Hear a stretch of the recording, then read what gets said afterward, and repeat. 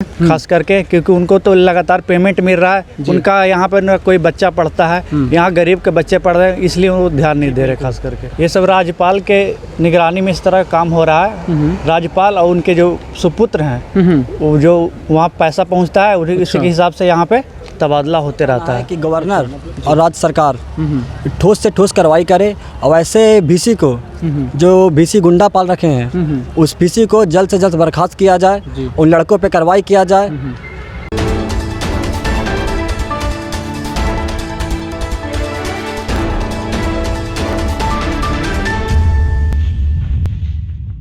कहा जाता है कि देश की 65% युवाओं की भागीदारी देश निर्माण में अहम योगदान निभाती है।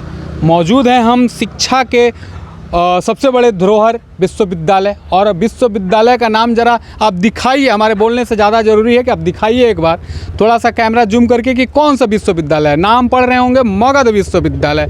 तो आपको बता दें कि इसके अंतर्गत 22 कॉलेज को रखा गया है, कि इसके छत्रछाया में 22 कॉलेज, पहले तो 44 था अब 22 कर दिया गया है, कि इसके छत्रछाया में 22 कॉलेज से जो छात्र हैं वो कंट्रोल किए जाएंगे। लेकिन स्थिति यहाँ तक है कि जो यहाँ के ही छात्र हैं उनका ही काया कृपा नहीं पलटा जा रहा है, ना कोई टाइम पे एडमिशन किया जा रहा है, ना इसका रिजल्ट टाइम पे है।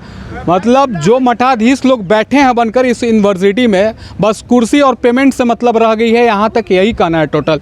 तो छात्र जिस पीड़ा से गुजर रहा है उसको सुनने वाला कोई नहीं है। स्थानीय विधायक को भी मौन धारण करना है, चूँकि उनको राजनीति करना है, और यहाँ के जो शिक्षाविद हैं वो अपने लड़के को हो सकता है कि कोई अच्छे यूनिवर्सिटी में दाखिला करा दिए होंगे, इसलिए उनको यहाँ की शिक्षा व्यवस्था सुधरने से भी कोई ज़्यादा मतलब रहा नहीं है।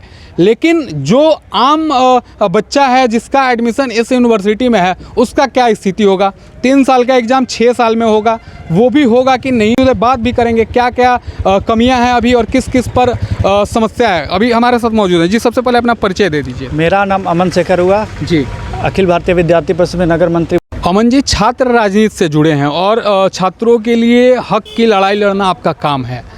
तो मगध यूनिवर्सिटी का जो स्थिति है और जिस तरह से आप हमारे चैनल पे भी देख रहे होंगे, लगातार धरना प्रदर्शन किया जा रहा है, लड़कों के द्वारा प्रोटेस्ट किया जा रहा है, उसके बावजूद भी जो यहाँ गूंगे बहरे लोग बैठे हुए हैं चेयर पर, वो बस मस्ती में पड़े हुए हैं। क्या कहना चाहेंगे इस पर?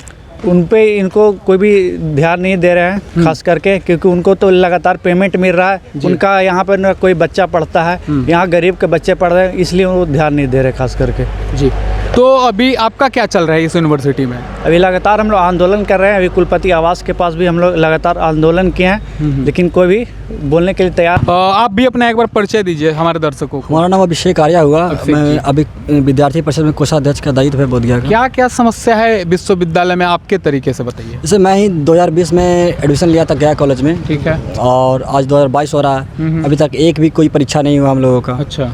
और पिछले हमसे पहले भी जो एडमिशन 2 साल में एक भी परीक्षा नहीं हुआ? एक भी परीक्षा नहीं हुआ। और सेशन कितने साल का है? सेशन 3 साल का है। 3 साल का है। हाँ, 2 साल बीत गया है जी, 1 साल बच रहा है। तो क्या कभी बात हुआ अंदर बैठे मठाधीशों से? हाँ, वो बहुत बार हम लोग आंदोलन भी कर चुके हैं, और ये हाल ही में ये जो पिछले जो दिए हमसे पहले एग्ज़ाम भी हुआ, उनका रिजल्ट नहीं आया है। अच्छा, रिजल्ट भी नहीं है? रिजल्ट भी नहीं होता है। और नामांकन का क्या स्थिति? और नामांकन समय पे होता नहीं है, वो लास्ट में होता है, ये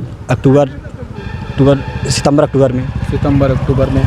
तो मतलब अभी एक चीज़ और बताइए हमको, जो सुनने में मिला है कि जो यहाँ पे वीसी हैं वो भी प्रभार में ही हैं, और ज़्यादातर जो सीटें हैं, जो कुर्सियाँ हैं, वो प्रभार पे ही चलती है। क्या इसकी मतलब सही बात है? जी बिल्कुल, ये सब राज्यपाल के निगरानी में इस तरह काम हो रहा है। राज्यपाल और उनके जो सुपुत्र हैं, वो जो वहाँ पैसा पहुँचता है उसी के हिसाब से यहाँ पे तबादला होते रहता है। अच्छा, मतलब एक ठोस से जिम्मेदार व्यक्ति किसी को नहीं बताया जाता? बिल्कुल नहीं।